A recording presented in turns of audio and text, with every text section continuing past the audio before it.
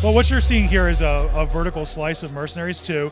It's a small little portion of a large world, basically this Venezuela setting that we've used this time around. And the entire world this time around is basically equal to all the maps of Mercenaries 1 combined in one contiguous map, so there won't be any loading or streaming. So what you're seeing here is basically just one small island in that large world. A couple of the features that we demonstrated here, one is the action hijack, which before in Mercenaries 1 was a bit of a cinematic moment, but not interactive.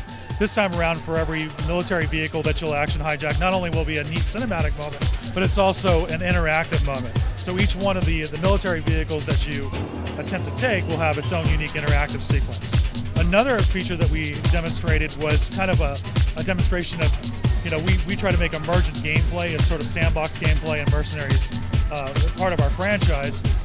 We call it kind of like emergent development.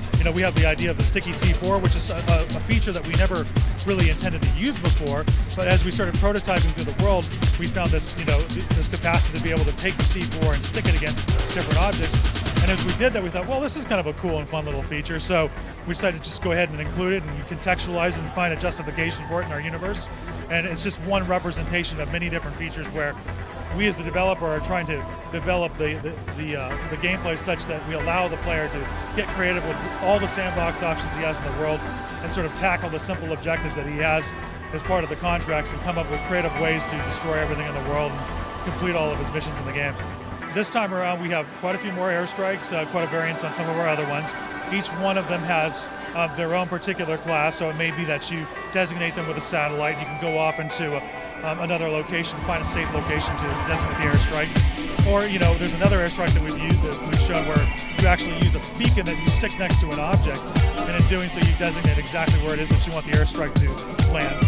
Well, really, for both of the platforms, our goal is to basically make them the differences as ambiguous and agnostic as possible. So we want it so that we can put the PS3 version and the 360 version up together and you won't notice a discernible difference between them both. Obviously there's some issues that come up with, the Xbox Live network versus the PlayStation network and the various things that we can compensate for each game for supporting both of those networks. But in terms of you just being able to look at it both visually, we want both of the versions to look identical.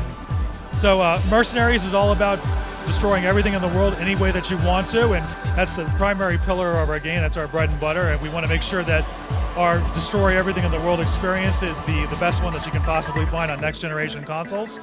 It's coming out for the 360, the PS3, the PC, and the PS2 this holiday season, so look out for it.